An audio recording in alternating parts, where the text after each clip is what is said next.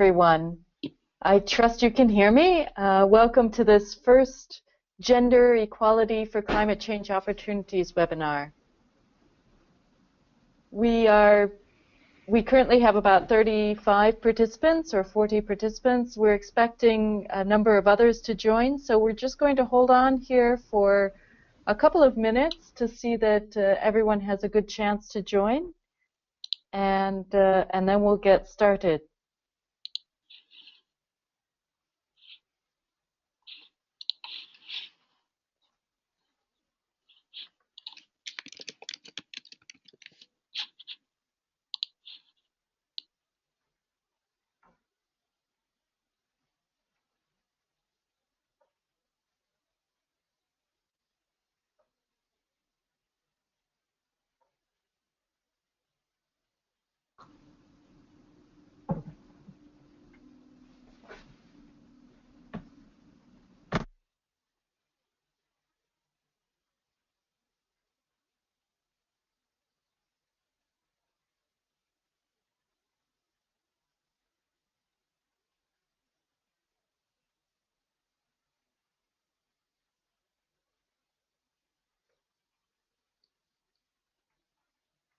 Wow, I'm seeing quite a few people coming online.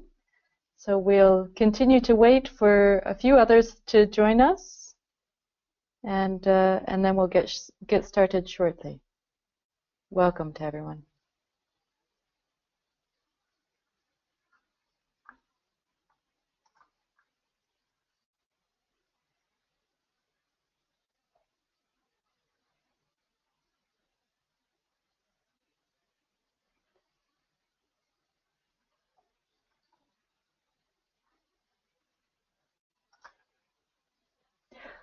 Okay,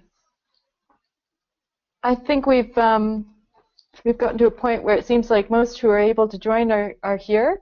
Welcome to the first Gender and Equality for Climate Change Opportunities webinar. My name is Andrea Athanas. I have the honor of being your host today for what is the first in a series of webinars that we have planned on behalf of the IUCN GGO team.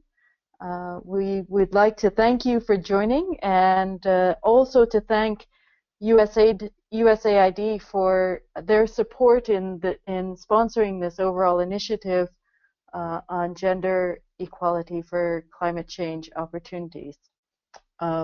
Before I get into the topic before us, I would like to address a few virtual housekeeping matters.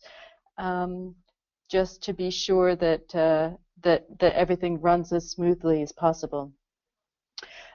We have over 180 registered participants. Not quite that many have joined us yet, but we're certainly a good number of people around this virtual table. Just as to ensure that things go smoothly and avoid feedback and confusion, please keep yourselves on mute. And throughout the presentations and throughout the webinar.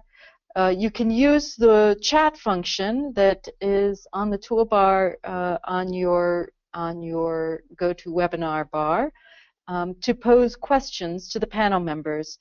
Maggie Roth, who's assisting us on the technical aspects of this webinar, and I will monitor and compile those questions as they come in throughout the course of the webinar, and be sure that they are presented to the panel members at the end of the presentations.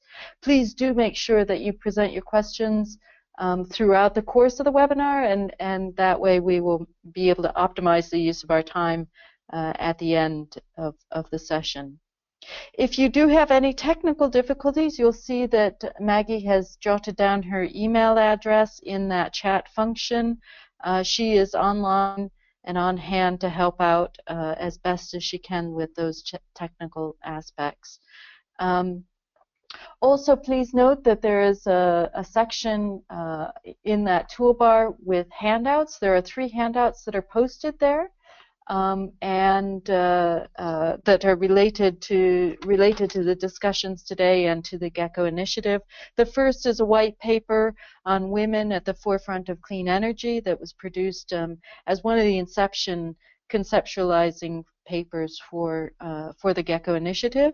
The second is a short flyer on what GECCO is, the Gender Equality for Climate Change Opportunities Initiative is, and how it's come about, and what the structure of our work looks like, including an overview of some of the working groups that you are invited to join, should you be inspired through the series of presentations here to become part of our initiative. And then finally, an overview of this webinar, what we intend to achieve with it, and who the speakers are.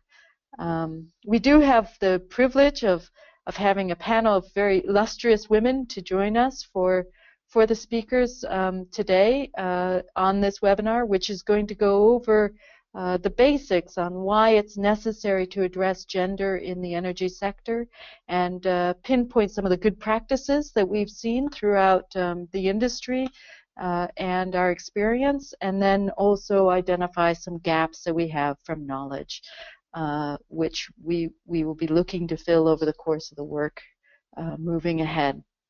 But before I introduce you to the panel, I thought I'd be able to tell you a little bit more about GECCO and the initiative that we have embarked on in this forum.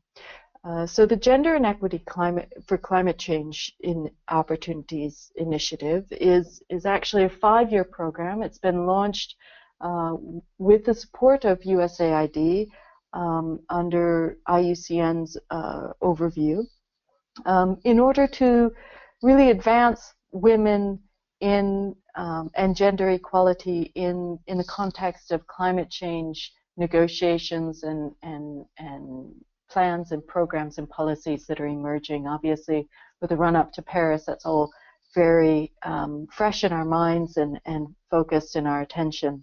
The energy work under GECCO in particular is the framework for this webinar, and is focusing in on really what is the role of women and men in the energy sector, and especially the renewable energy sector, which is gaining momentum in the lead up to commitments coming in for climate mitigation, and how are gender aspects being addressed, particularly on the side of large-scale renewables, but also in the overall framework of an energy equation that is more sustainable.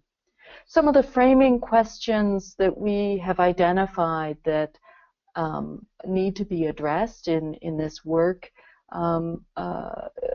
include why gender responsiveness is needed in the energy sector, and what does that translate into in terms of mitigation initiatives that are being promoted by governments and industry and civil society alike.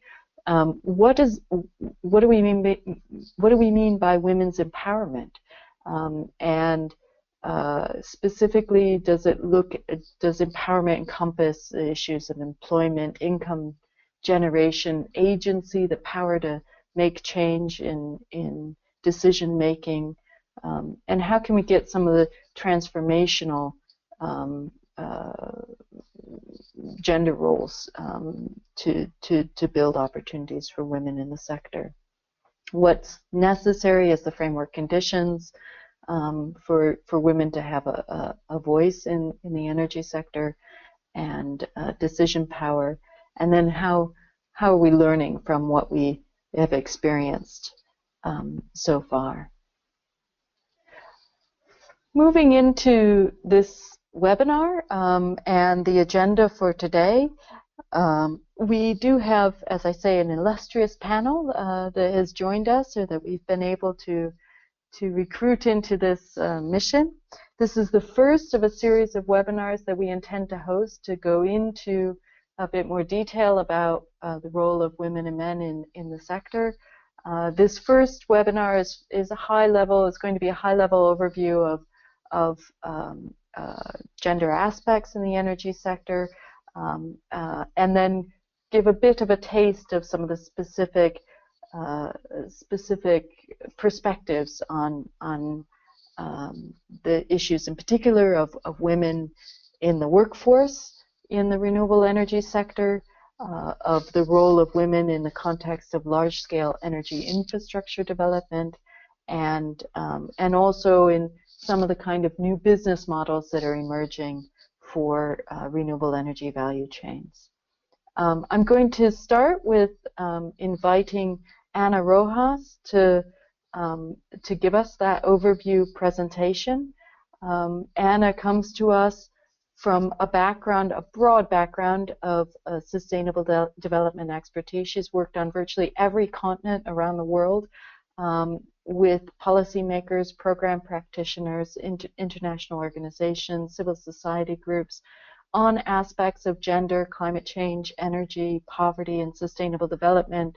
She's the leader of our GECCO Energy work and brings to this program a great deal of enthusiasm, knowledge, and experience, which we've all had the privilege of benefiting from. I'll now hand over to Ana and ask her to give us an overview of why it's important, why it matters to have a gender perspective on renewable energies, what it means, and to give us a bit of a common language to be speaking with on this topic. So Ana, I trust this is a smooth transition. It's over to you. Thank you, Andrea, and thank you, everyone. It's a pleasure and an honor to be here with you today, and I hope that you're able to see my screen at the moment. My name is Andrea Athanas. I'm the Energy Task Manager for GECCO, and given that this is our first formal presentation in the series of webinars, we want to share with you some of the basic concepts, as Andrea was already introducing, so that we know that not only for today, but for the coming sessions, that we would have some kind of basic understanding of what it is that we are discussing when we're dealing with gender in this sector. And I would like to start pinpointing at least two reasons as to why it is important to discuss gender in the energy sector. And the first of it is because of practical reasons.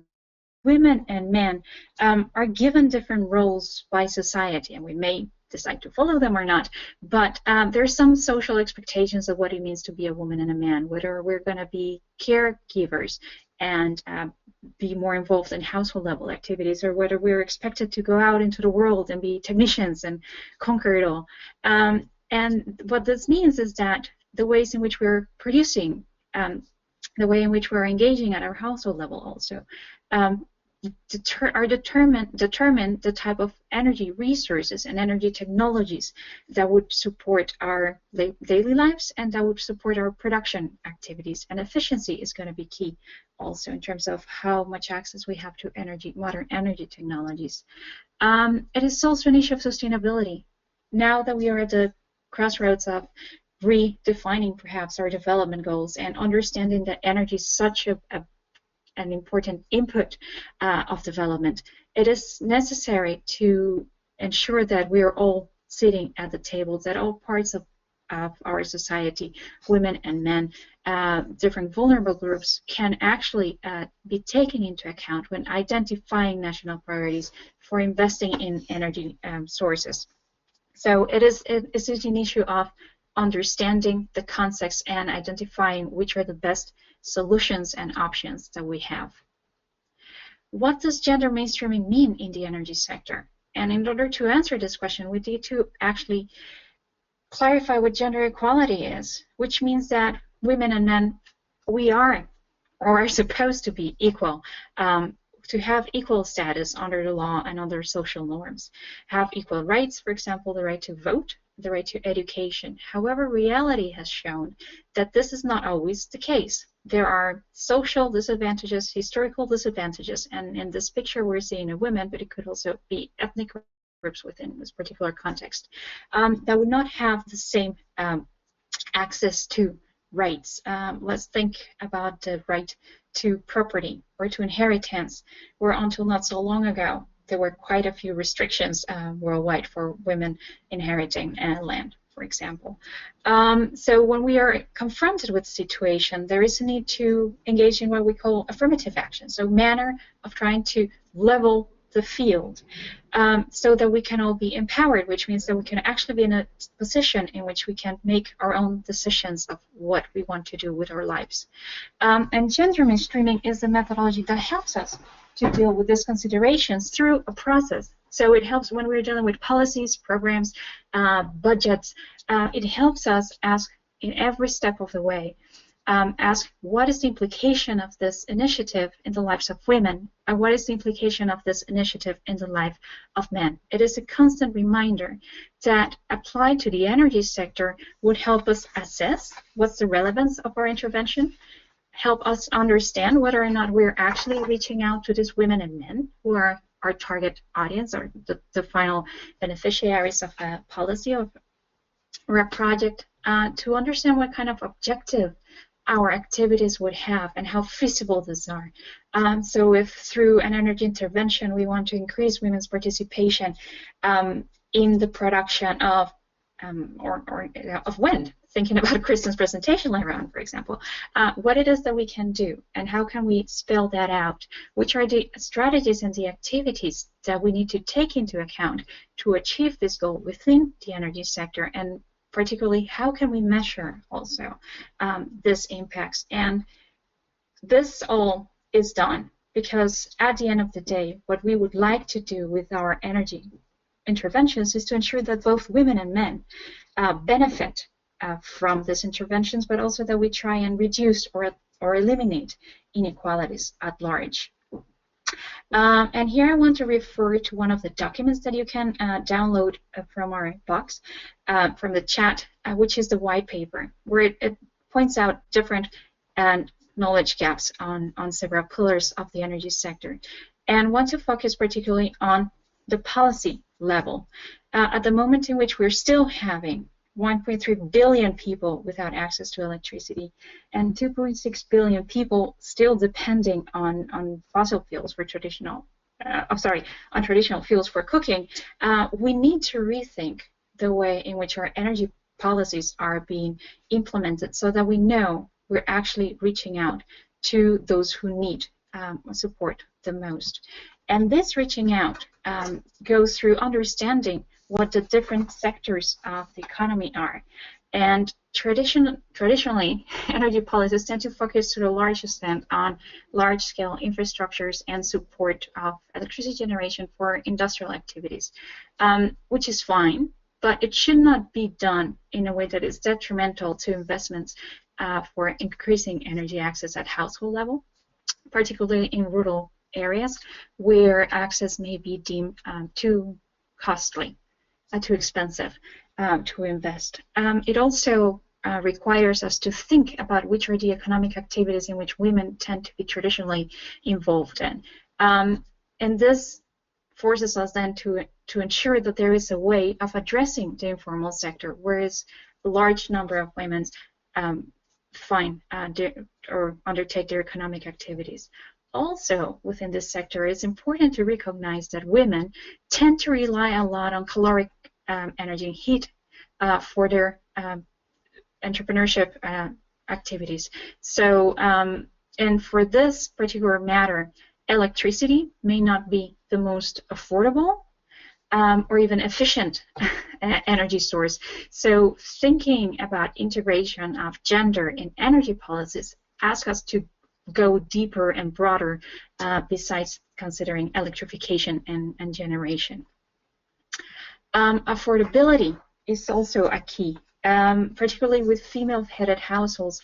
These households tend to have less assets and facilities to invest in either access to modern energy technologies or to more efficient energy technologies. And the woman here is a case from Botswana, where after an assessment, understanding how the difficulties of female-headed households, special designs were introduced to reduce the cost of connectivity to the grid.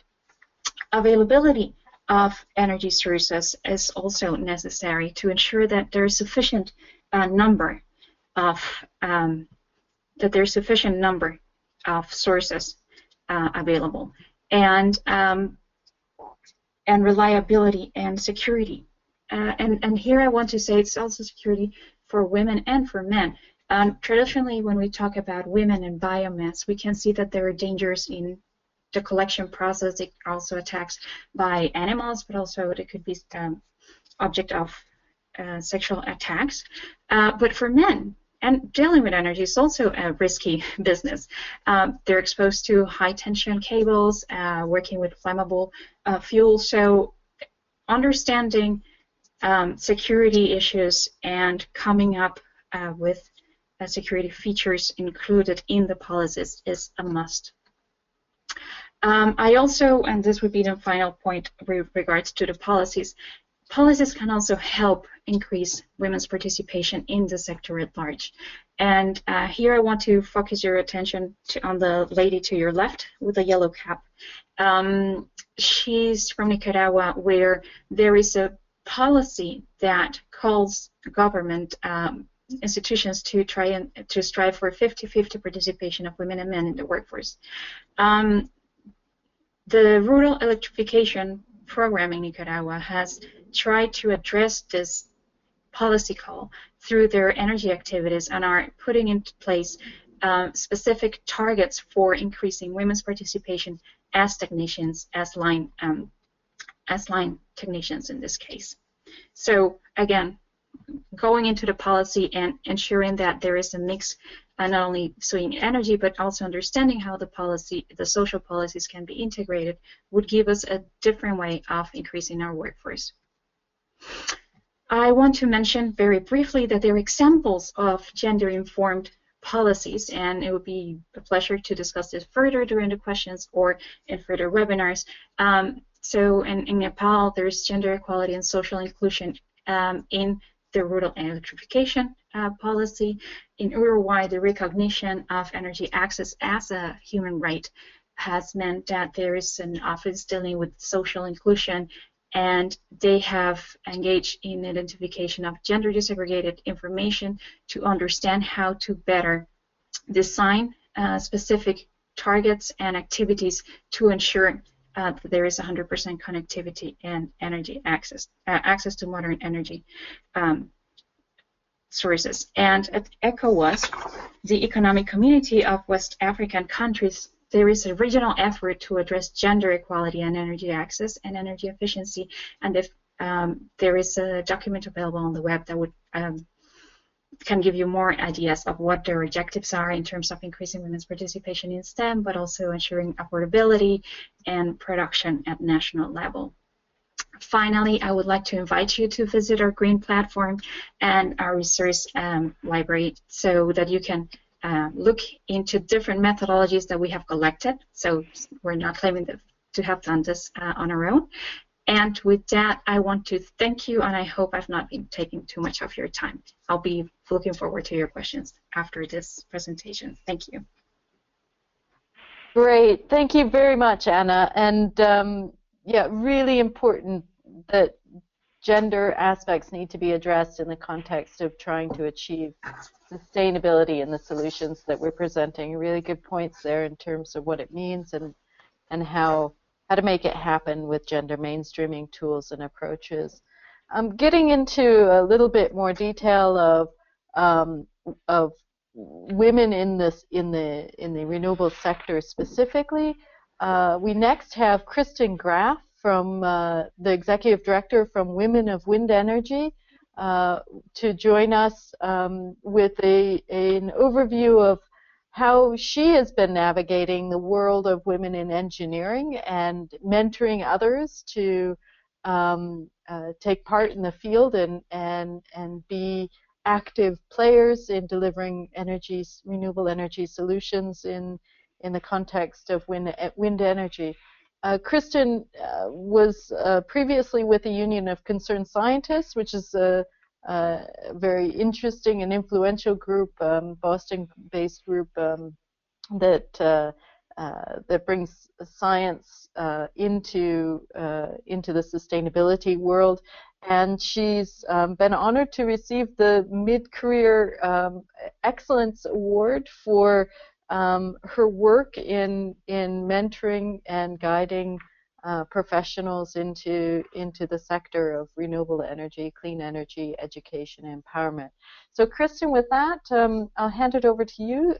We look forward to hearing your perspectives on how to bring women into the workforce. Great. Thanks so much, Andrea. As she said, I'm Kristin Grass. I'm the Executive Director of Women of Wind Energy, which we fondly call WOWI. We're focused on recruiting more women into renewable energy and helping retain and advance all of the amazing women that are already in the sector. And I'm just going to talk a little bit more. They asked me to kind of focus on why there are so few women already in the industry, and I thought I'd build a little bit on Anna's thoughts and sort of start from a place of what do we know about why it's important to have women, and then kind of where do we stand in terms of the current numbers as we know them. And I'll just preface that, you know, my work is predominantly in North America, so a lot of this presentation will lean towards the United States and specific numbers here, and that sometimes translates to other countries, but often there's a lot of nuance in that translation. So take it with that context. And I thought I'd start with a recent report from USAID and IUCN that was looking at women in the clean energy movement. And it referenced the Human Development Report 2011 that you see the cover there. And one particular piece that I just wanted to flag and highlight from that report was the finding that countries with higher female parliamentary participation are more likely to set aside protected land areas and ratify international environmental treaties. So those are two specific things that they looked at, but so important to start from a frame of, do we even have the number of women participating in the parliaments around the world that we want? And so again, I'll start from the US, where our Senate is only 20% women, Congress 19%. Globally, the United States ranks 76th, which to me is dismal and really frustrating. But the worldwide average is unfortunately not much higher, being 23% of parliamentarians. That same report also looked at the percentage of women in high-level positions in different ministries, environment, transport, energy ministries. And so you can see that those percentages seem to pan out at the same level there, averaging at that around 25% women at the government level. So still a long way for us to go in thinking about getting more women into our governments, whether it's a local community government or all the way up to our ministries and our congresses and senates and parliaments. But I also wanted to take a look at businesses and what do we know about why it's important to have women in business. Ooh, and my slides seem to jump ahead. Let's see if it'll stay. So this is a slide of data from Catalyst, which is an organization based in the US, but that looks at the role of women in government, women in business, particularly Fortune 500 companies. And they look and compare companies with no women on the board of directors with companies that have 3 or more women on their board of directors. And so these 3 bar charts are those comparisons. The first is return on sales, the middle is return on invested capital, and the third is return on equity. And you can see that in all 3 cases, and they've done this study again and again and again over the years, it's always the same. Those companies that have 3 or more women on their board of directors are consistently outperforming on these different financial levers. And so then where are we in the energy industry? And this is a look at energy companies globally. So this isn't specifically renewables, it's across the entire energy sector. But this is from a Credit Suisse report on diversity that came out earlier this year. And if you look at kind of across the board, unfortunately, the energy sector seems to be the lowest percentage-wise of all the other sectors in terms of the percentage of women on the boards of our energy companies. And we also know a little bit broadly about groups in general. And this is some research that I'm interested in. I know some of you may have seen it before, but there's a new group at MIT, or not so new anymore, but called the Center for Collective Intelligence. And they've been looking at the way that groups make decisions, interested largely in how we crowdsource information and use the internet to make collective decisions. But they've started looking just simply at groups and how groups make decisions. And they've found three things strongly correlated with groups making better decisions. The first is the average social perceptiveness of the group members. That means how well they read each other's nonverbal cues. The second is the evenness of conversational participation, how much each person in the group has a chance to express their thoughts and opinions, as opposed to the group being dominated by one person in particular. And the third is specifically the proportion of women in the group. And they say, and I would agree with them, that that's in large part, at least reflective of the US culture. We spend a lot of time training women, both from a childhood development perspective, but also through our cultural norms on a regular basis later on in those first two categories of social perceptiveness and then making sure everybody is a part of the conversation and has a voice. So that's an important piece, not only of why we need to have more women in the mix to make sure our groups are making the best decisions possible, but also how we can think about these as parts of our overall picture of training and development. So then, as far as groups go, where are we overall with women's participation? And so in the United States, wind sector specifically, women make up just less than 20% of the sector overall. And the chart that you see on the side of the table is a list of specific sort of job levels, job types.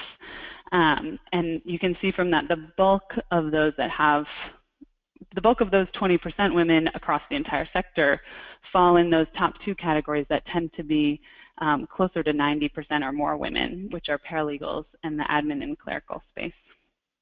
And if we go by the research before that we need women at all levels, we have a lot of work to do in all of the other sectors of the industry. And from what I understand and have seen in a few other places, these trends of about 20% tend to be kind of the general averages globally as well.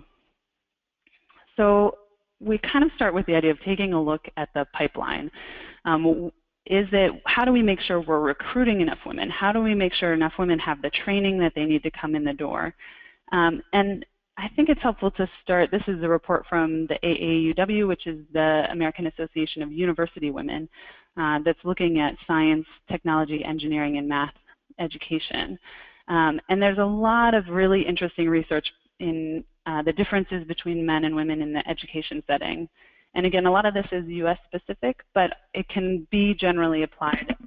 Some of it, the mindset piece of growth versus fixed mindset, this is the extent to which we culturally can support and advocate for the idea that hard work, effort, study, the more that you put in, the more likely you're going to improve in a certain field or sector.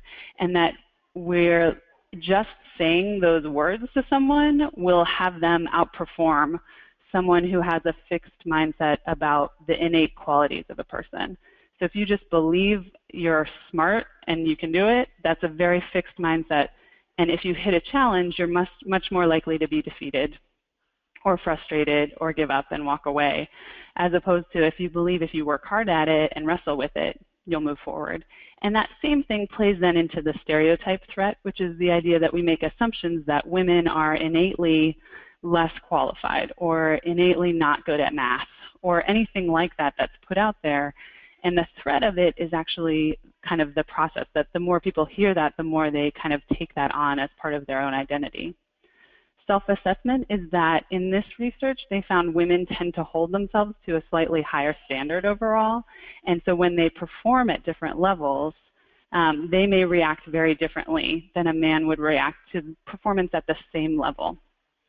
So to the extent we can be very specific at all times about this level means you're performing really well and you should stay on the track. There are also issues around spatial skills and development, how much we help young girls learn to tinker and work on projects, do hands-on science work so that they get a sense of how things move around in the world. And then that we do that training early on in anyone's education. And then just the last piece is that people tend to make decisions, and this is definitely, we've seen the effects of this in the United States around girls participating in computer science programs about culture and whether or not they fit into the community that they see in front of them. And so how can we think about the groups that we're talking about and trying to move forward? So I'm going to kind of fly through a couple more pieces here. Just quickly, on the education side, making sure we're offering access to STEM education. A big piece of this is offering role models across the board, women that are successful and interesting and doing all sorts of different things and that have gotten there in a lot of different ways. And the idea of providing mentoring and sponsorship to women across the field. When we go from an education side and recruiting women in, we then have to take a look at the other side, which is how are we retaining the amazing women that come in?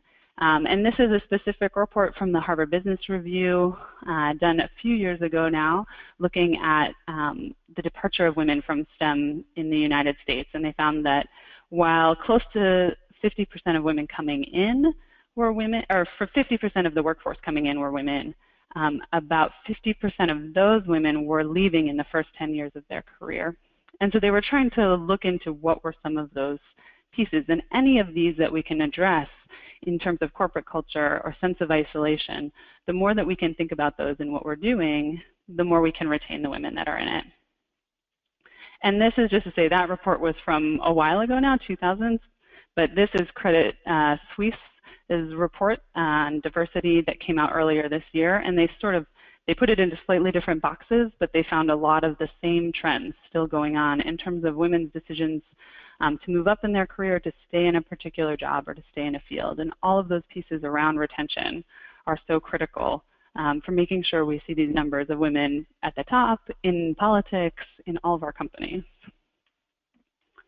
And then the last few slides I'm going to fly through also, but are just other ideas and pieces of work that folks are doing on how to address those obstacles in terms of companies and corporate culture. And you've heard of many of these before, I'm sure, but these are all pieces of the decisions that women are making and who's staying and where they're going. And as energy companies are making decisions about their own internal policies, and as we make funding decisions about who to connect with and work with, it's important to keep these pieces in mind, because in the long run, this is going to mean, you know, having women moving up through the chain. And the picture at the top is just the Invenergy Women's Network. It's a company that I work with quite a bit, and they just launched an internal affinity network for women in the last year. And so I'm just really excited about that. So I wanted to put a plug in there for them and the great work that they're doing. And then I just wanted to have, the next few slides are actually just from other entities. This is from a McKinsey report that again is looking at how we retain women, looking at clear value propositions, understanding the fact base and collecting data, starting to focus on initiatives and groups internally, and looking at overall corporate governance and culture so that we can see this change in the long run over time. And on a similar note, and this is also, you have it in the recording and in the slides, but the Families and Work Institute is another entity doing a lot of effort on this, how companies can address this at all different levels. And this one is looking both at how women within the company, when it says under the axe, it says you, what you can do, that's looking for a particular woman who's trying to make a change from within, either in her own actions or within her own company. And then your organization, and what are the big things that they can be working on to address. So lots of big pieces overall, and I just wanted to come back and tie it up with what I think is a big part of this, which is huge opportunity and growth in the renewable energy sector in the next few years. And this is the Department of Energy's Wind Vision report, which is just one other example of looking at the potential growth for wind in the next few years. And we know that the growth in solar is significant as well. So when you see numbers going from 50,000 in current employment to 230, 600,000 potentially in the long run working in the wind sector, it's critical that as we are growing that pie of jobs, we're thinking very strategically all along the way about how we're making sure that we have as much diversity and women participating in those jobs, in the roles that they can in those companies going forward. So with that, I'll wrap up for now and look forward to questions later. Thanks so much. Great. Thank you, Kristen, both for your presentation and your leadership in the sector. I think working with women like you is inspiring for others to really take a role in sponsoring and mentoring and pushing for the kind of change that you've outlined in your presentation. Next, I want to introduce Vanessa Lopes Janik, who joins us from the World Bank Group. Vanessa is the operations officer for the Energy Management Assistance Program within the World Bank Group. And she is going to present to us some high-level overview and lessons from a detailed assessment that she's been involved with on the gender dimensions of generation, transmission, and distribution projects in the World Bank portfolio. There is a good deal of information beyond what we've allowed Vanessa to time to present in this presentation. And just as a plug, we do intend to have we will have a series of webinars, one of which we trust will provide us with an opportunity to take a deeper dive into this really important piece of work that Vanessa has been working on. Also, just before I hand over to you, Vanessa, I want to emphasize to everyone, please drop a line in the questions and answers or in the chat box if you have questions that we can tee up for the discussion. Maggie and I will monitor those and be able to field them to the panel members when we close with the panel presentation. So with that, over to you, Vanessa. We look forward to it. Okay, great. Thank you. And everyone can hear me now, correct? Okay. So thank you, and thank you to those who are joining. I think we've presented this work at various forums, and we've also consulted with, I'm sure, many of you who are joining the webinar for inputs and ideas on this. I wanted to, as Andrea kind of mentioned, give you some highlights on the study that we're doing, but also, before getting into a more detailed presentation, really cover some of the key issues that we've found. So let me just... Okay, so just to get started, to give you some background on the, let me just move this, sorry. To give you some background on the work that the World Bank has been doing on gender and energy.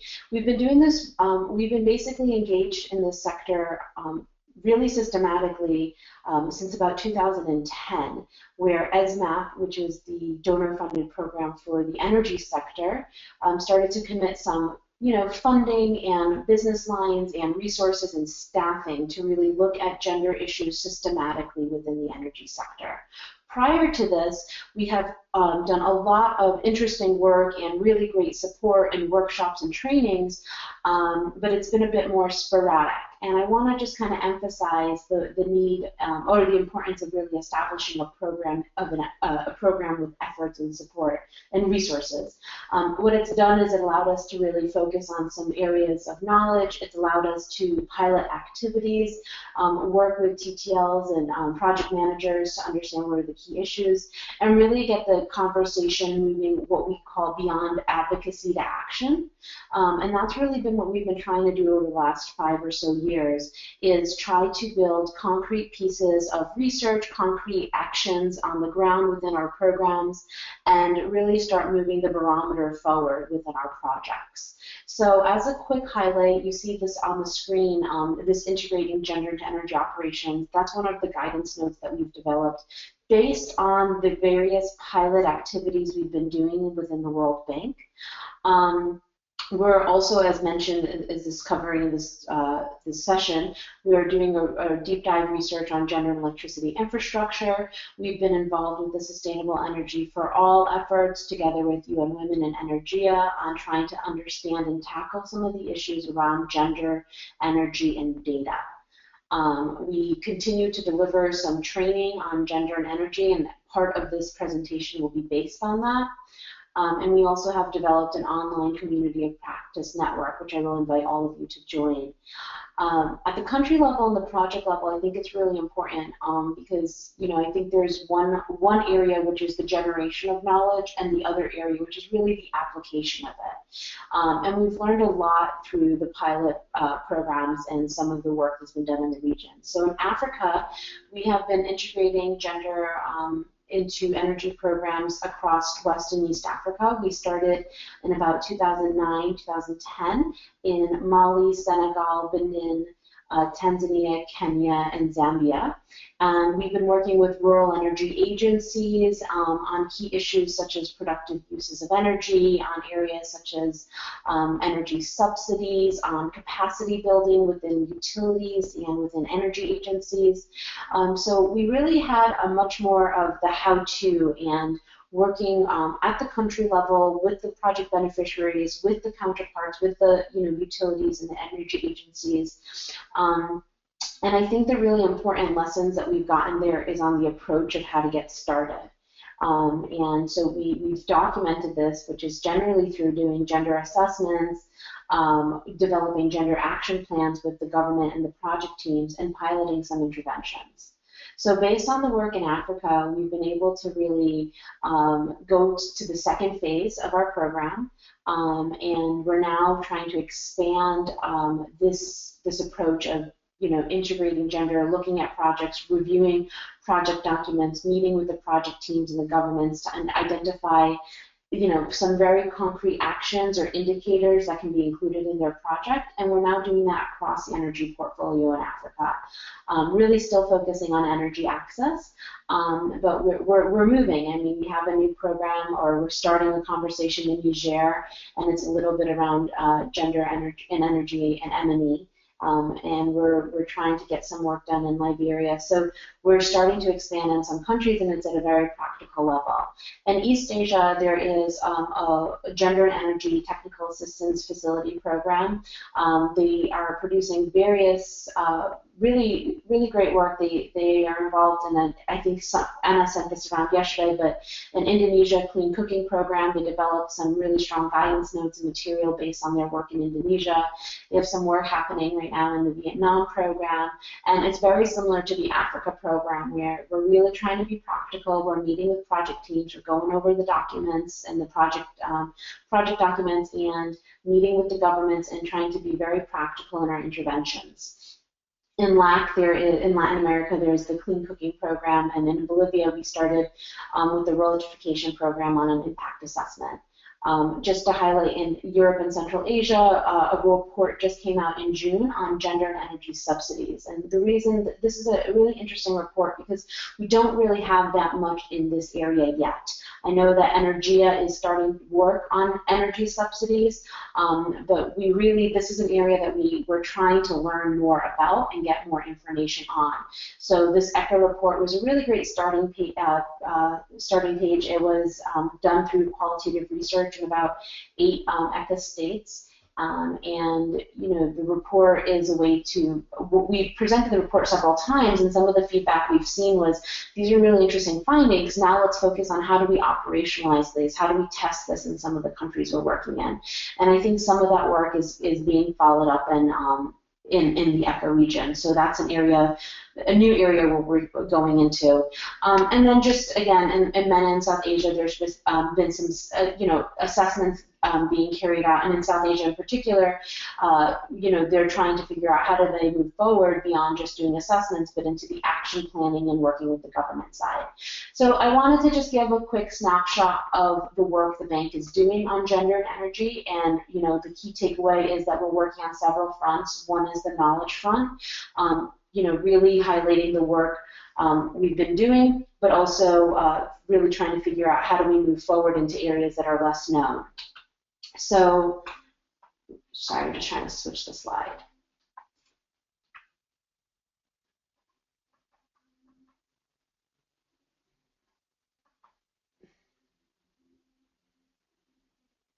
Okay, Sorry about that. So this slide right here is, something I always flash on the screen, and I won't read all of these details. But what I want to highlight here is when we first started this work, our teams asked us, really, can you guys, as a gender and social gurus, can you build a chart or a table of what are the key energy issues within our sector? How do we kind of organize our programs? And then what are the gender issues cutting across? And when we started this work, we really had a lot of information on energy access, and Anna highlighted a lot of the key issues in her opening presentation. We knew a lot about household energy, about clean cooking, about time poverty, and the burden on indoor air pollution and on fuel collection. So we had a really solid understanding of energy access and rural electrification and community level programs. Where we had less information was when you started to go down the list, when you started to talk about electricity infrastructure, generation, transmission, and distribution, when you started to look at renewable energy, energy efficiency, and climate change, or energy policies such as subsidies, tariffs, and reforms. What the challenge here, the fact that we couldn't really give concrete information in these areas, meant that we were very limited in our ability to engage with the energy teams. Because what happened was when energy teams heard about the work we're doing in Africa, they said, this is excellent, and you guys are doing really great things, but I'm working on a country that's fully electrified, or a country, or my project isn't on access. It has nothing to do with the community level interventions. That's my colleague's project. My project is very much on the upstream or working specifically with the utility. So we received pushback, and not in a negative way, and I want to really emphasize this. It wasn't because TTLs or project teams weren't interested in doing this, but they didn't feel like the information we were presenting to them was relevant to their work. And I really think this is a key message for the people working on social and gender issues. What happens is we often start to talk with energy project teams, and we can often come from the advocacy side of saying, why is this important? And what you'll find, energy teams are happy to do this. They agree it's important, but their issue is that they're developing a project, they're bringing it, they're trying to work on various fronts, overcoming many obstacles to get the financing secured, to get the, all the counterparts on board, to get everything in place, and they say, you're welcome to join our project team, but really come in with something that we can actually do within our program. It cannot be too big picture or too broad that it's not concrete. So I really think this is the message we've received within our program and the work we're doing, and we're trying really hard when we are talking to project teams to be as specific and concrete as possible. Because what we found is if we leave a project team and they have one takeaway and they have one thing that they can add to their program, that's a start, and that for us is huge. If that means that they're going to be collecting data and it's going to be disaggregated, what a win. We're happy with that. So anyway, just to kind of emphasize that really, having the dialogue with the teams that is really reflective of their project needs, and making sure when you're talking to the project team, if their program is on, tariffs and reforms, we're not talking about charcoal production in Africa, which was a clash we've had in the past, is really making sure the examples we bring forward are relevant to the project teams. So when we're talking about electricity infrastructure, and this is just a quick slide visual, we're talking about generation, transmission, and distribution. And as you can kind of see on the visual, a lot of our knowledge is where you're looking at that tail end, where it's residential consumers. And we don't know as much about when we're talking about, for example, generation power plants, renewable energy generation such as hydropower, geothermal, wind power, solar, or if we're talking about transmission, which is high voltage lines to carry power across long distances, or distribution, which is lines to carry power to individual consumers, as well as tariff setting and metering units. So the issue we were having across our programs is we knew so much more about the distribution side and the connection side, but not necessarily across the energy sector, electricity infrastructure sector. So these three areas is where our program, we kind of got together, ESMAP and our social development colleagues, to develop a deep dive research in this area to understand what are the key impacts when you're talking about generation, transmission, and distribution projects. And just to flip. So here's some of the things that we've learned, and I want to just highlight that the slides that I'm showing you now are two pieces. One, these are direct inputs to our report, our research report, which the full research report will be presented at the next webinar. But these slides are part of a training package that we've developed on gender and energy. So what you're seeing here, along with speaking notes that I'm going through as well, are things that are available to you. So if you are working on a project on generation, transmission, and distribution, and you need to present to the government or you need to present to the project team, you can actually use this material along with the speaking points, customize it to your needs, and use this as a way to get the conversation started, or use this as a way to even start drafting emails or points into a project. But I just wanted to highlight that the material that I'm showing you now is actually training material and part of a training package we've developed. So when we're talking about social and gender impacts of electricity infrastructure development, we've looked at your issues such as population displacement and resettlement. So some of the opportunities are improved infrastructure, land titles for women, or joint titles for husband and wives. But there's still challenges of the risk of lower land compensation for women.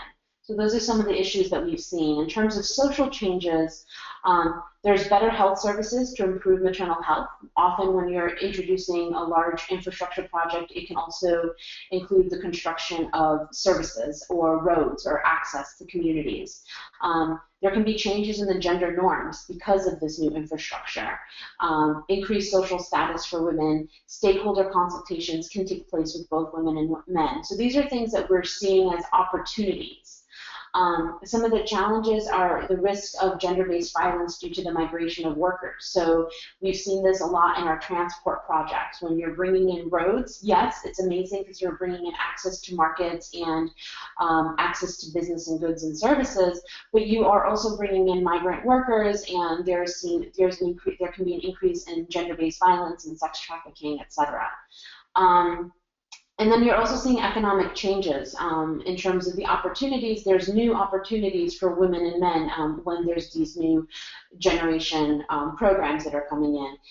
You can have increased female labor participation, have affordability of electric services for female-headed households. So there's a lot of these pros and cons of what happens when this new construction takes place or the generation project takes place. And what we've seen in our research is that, and I think this is a little bit of Kristen was highlighting, there's several types of jobs. There's not only jobs for the actual construction of the generation program, but there's secondary and tertiary jobs. There's tourism, there's food, there is other types of services that are needed to be provided to the construction teams and the new programs that are taking place in that community. That has a question on sustainability. What happens when the construction finishes? Are those jobs still in place? So impacts on assets and land. Women in developing countries tend to have less access to land ownership due to inheritance laws or social norms. Women who own land sometimes experience legal and practical barriers to registration and land titling. So with the planning and construction of large energy infrastructure, there's going to be changes in land values and land uses, which also have different effects for women and men. So what we're trying to say is that special attention is needed to protect the rights and livelihoods of women and men when populations are displaced, to make way for new facilities such as dams or power plants. However, it's really difficult to relocate people without damaging their livelihoods, as their production systems may be affected, their social networks are disrupted, and jobs can be lost. So here we're going to fall into the issue of compensation, which is usually paid to the property owner, and in many countries, men usually have titles to land and are the ones who receive the compensation, even if the women were the ones who were working the land and will be impacted by its loss. So these are some of the things that we're seeing in our communities and things that we can find just even from the literature review. We're seeing that women face specific vulnerabilities during compensation if resettlement occurs. Land values go up or down during planning and construction of large-scale infrastructure. So in terms of land, what I want to highlight here is this often becomes a safeguard issue. And what we found with energy teams and safeguard specialists is safeguards, as everyone knows, is a huge issue and can create a lot of delays in projects. So this is a specific area where we've been advised, and I'm kind of sharing this knowledge that, I'm sorry, I'm seeing a message, 1 second. Okay, great. Sorry, just to wrap up, I have a 1 minute. Just in terms of the safeguards issues, I just wanted to highlight that this is an area that teams are asking us to be very practical because they're so challenging, they're so complex as it is. There's a lot of delays that occur. So when we're asking teams, often the very basic thing that we can lead with is have gender disaggregated consultations with both women and men. Try to understand when you're developing a resettlement action plan, are there specific actions for women? So there's ways to do some, make recommendations that are very concrete within all their already existing safeguard policies and processes without further complicating the system. And I think that's, something project teams really do appreciate. Just to go quickly, when we're looking at labor markets, as I mentioned before, there's new employment opportunity. We're seeing occupational segregation by gender. A lot of what Kristen covered are things that we're also considering, which are what are some of the opportunities in terms of the private sector, in terms of construction, in terms of management, in terms of the work with utilities. How are women being represented within utilities, not only at what we are seeing at the accounting or human resources or other job functions, but within the primary energy and engineering or management domain. And so we've done some utility research to try to understand what are these differences. There's a lot of interesting work on labor from our report, and we're actually trying to figure out what are the ways to make recommendations on labor that are very tangible, whether it's within the STEM field, whether it's within capacity building. So this is a really very robust area. Here, just to go through very quickly, this is my last slide, making electricity projects gender responsive to ensure that both women and men both benefit, start early in the planning process, analyze potential gender impacts, involve both women and men in consultation, design appropriate mechanisms to mitigate any adverse effects on gender equality. And what I want to highlight here is these recommendations you could put on the heading of that slide: energy access, energy subsidies, clean energy, renewable energy.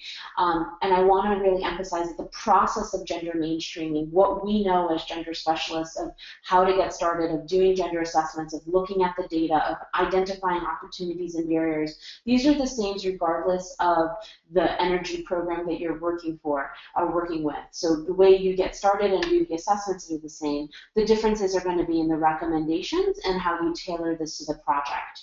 So just to close, up next, when we do our webinar in November, we will go through in much more detail the research that we've organized around generation, distribution, and generation, transmission, and distribution. We've looked at impacts of pathway of impacts in local markets, community, and households. We've done this through desk level reviews, but also through going out to do our own field research. Because one of the issues that we found when we started this work, everyone told us, look at the existing instruments that you have, look at poverty and social impact assessment, look at resettlement action plans. You guys have all this data. You really don't even need to do much further. You can just do a desk review. And I want to really emphasize that this work, there's a dearth of data, and there's also a dearth of knowledge on this topic. We do need to do more, and what we found in terms of data is that we have to do a lot more primary data collection, and we also have to do a better job at using our existing data collection tools to make sure that we're utilizing our resettlement action plan data sets or our poverty and social impact assessments data, so that way it's meaningful and can be used at the project level. So with that, I want to close, and I want to thank you for the time, and we can have discussions as we go. Great. Thank you very much, Vanessa. And just to emphasize that we put you up to a really hard task because there's so much depth in the experiences that you have and the work that you've been doing. and to stress that we will have a follow-on seminar on large-scale infrastructure where Vanessa will have the opportunity to go into a deeper dive into the work that she's been doing with her team in the World Bank Group, to take us into a better understanding of the practical action that can be taken to make gender perspectives relevant to the energy teams in that sector. Next, though, today I'd like to introduce to you Abby Mackey, who is the grants manager for Solar Sister, which is a really fantastic organization. I've had the privilege of working with Solar Sister in the context of Tanzania. Personally, it's a transformational initiative and approach to bringing women into the energy sector as entrepreneurs, empowering them to be movers and shakers in their communities, and really a transformational change in how it can happen using both clean renewable energy and women. Abby, I'll hand it over to you. I'm going to ask that you keep to 15 minutes. We do have a few questions coming in, and do have want to set aside some time for addressing those questions. If you as participants have more questions coming on board, then please present them. We'll address them as best we can at the end of Abby's presentation. Thanks. Thank you so much, Andrea. I'm so happy to be here today and share Solar Sister's story. And can everybody hear me and see my screen? Is it up there? I hope yes, so. Okay, perfect. And so I'm excited to shift the conversation a little bit more towards what's happening at a grassroots level and how Solar Sister is empowering women within the energy value chain on both the demand and supply side. So I'm Solar Sister's grants manager, and we'll focus more on the energy value chain and integrating women into that.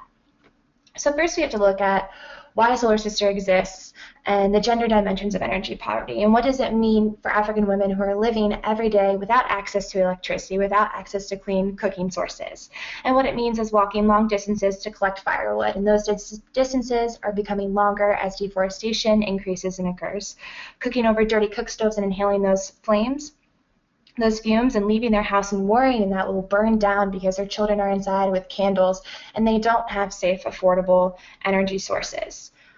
70% of 600 million people living in Africa without access to electricity are women and girls. This is not a gender-neutral issue. Smoke from cooking constitutes the 5th worst risk factor for disease in developing nations and causes almost 2 million premature deaths per year.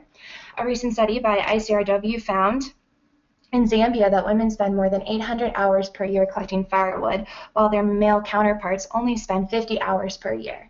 So Solar Sister sees this, and our solution is similar to an Avon-style distribution network where we are recruiting, training, and mentoring women to deliver solar and clean cooking technologies directly to their households. So we've taken what Avon has done and how they've built upon the social capital of their women sellers, and we've applied this to an energy context, and we've replaced the cosmetics with clean energy solutions.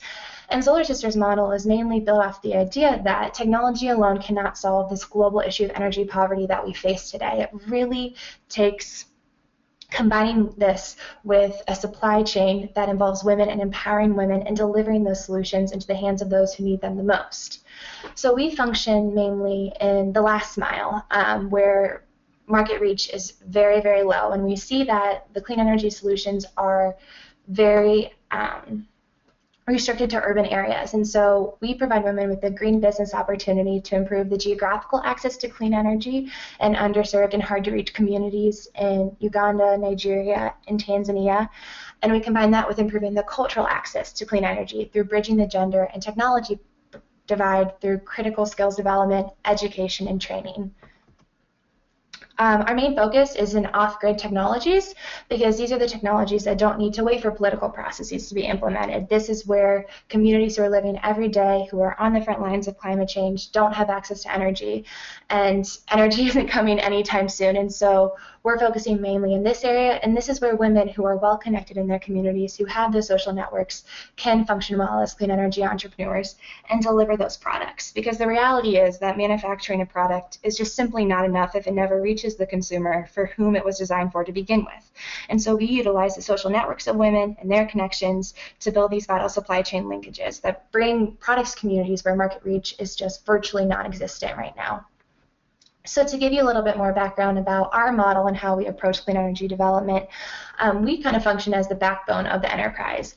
We pay for all the inventory, we do the operating costs, we do registration, all those kind of formal processes that allow our women entrepreneurs to run independent clean energy businesses. So they buy clean energy products off of us, and then they go and distribute them in their communities at a markup charge, and then they generate income and are able to invest that into what they please. So they can grow their clean energy businesses, they invest this in their daughter's school fees, they invest this in a trip to the doctor, they invest it in other businesses that they run or going back to school or things like that. So we provide women with a business in a bag when they sign up for Solar Sister, which includes a mix of products, whatever she chooses. She decides what her community needs, marketing materials, training, and coaching, and then those women go and deliver clean energy access. So when we talk about the energy value chain, and we think about where women can play a role, most of the attention right now is focused on the demand side. And so Solar Sister has set up a women-to-women direct sales network. So women are our main consumers, and they're great consumers of clean energy. They make the energy purchasing decisions in households, so they are the ones that we need to go to and explain why clean energy is important. They're the ones who are going to buy it because they're the ones who are currently buying the kerosene now. And they're also more likely, we've found, to recognize the benefits of clean energy. Studies have shown that while men see the benefits of energy in terms of leisure and quality of life, women, on the other hand, most likely see energy as providing the means for reducing their workload, for improving their health and their family's health, and for reducing expenditure. So on this demand side, women as consumers, this is where we focus our attention. And then the more unique side of Solar Sister, which is the core of our model, is the supply side, which is the most ignored, I think, when it comes to energy access and how women can play a role, is how they can be active participants in the process. So we focus on training women as entrepreneurs, and because they make great entrepreneurs, they make great sellers in communities. This isn't only, we think, the right thing to do, but the smart thing when it comes to energy development. Women entrepreneurs demonstrate twice the business capacity that is compared to men. This is a infographic from the W Power Hub report that was recently released. And when women buy from other women, they're more likely to understand the benefits of their clean cook stove or their solar energy product as compared to buying from men. And women also have access to markets that men simply don't, because they're selling to other women. So they can enter a household when the man isn't home to talk to other women. And women, we find from our studies, are more comfortable talking to other women and buying from women. And women are also typically very involved in communities. They're very involved in community groups and are already leaders in their communities. And so our women sell to their neighbors and to the women staying next to them in church, which has allowed us to really open up our networks of access. And so when it comes to actually getting to that point of women's empowerment, a key part of what we do is obviously leadership in the energy sector and putting women's voices at the forefront. We strongly advocate for women as leaders in the technology and development. A lot of times that we're seeing in a lot of policy and other organizations that women are viewed solely as consumers of energy, and their potential to be active participants and energy managers and leaders is commonly ignored, to focus more on, oh, women are breathing in these kerosene fumes, and so we need to bring clean energy access. Well, yes, they are, but they can also be so much more, and they can play a huge role in the supply side of energy access. And the reality is also that we need a local qualified workforce to meet the energy demands of our communities. We have a women-centered approach that comes from our leadership team to our entrepreneurs and our field staff, and 92% of our staff are women, and we're training them on technology, on leadership, and on education, and what it means to deliver clean energy access and run businesses. We also, like I said before, focus a lot on education and critical skills development. We are teaching our women entrepreneurs how to sell clean energy, how to invest, and how to save. It goes far beyond just what they do with Solar Sister, but how to be business women, how to make smart decisions, how to set paths to achieve their goals. And this is huge, and we're teaching them about large-scale installations and how to bring small solar lamps and everything in between.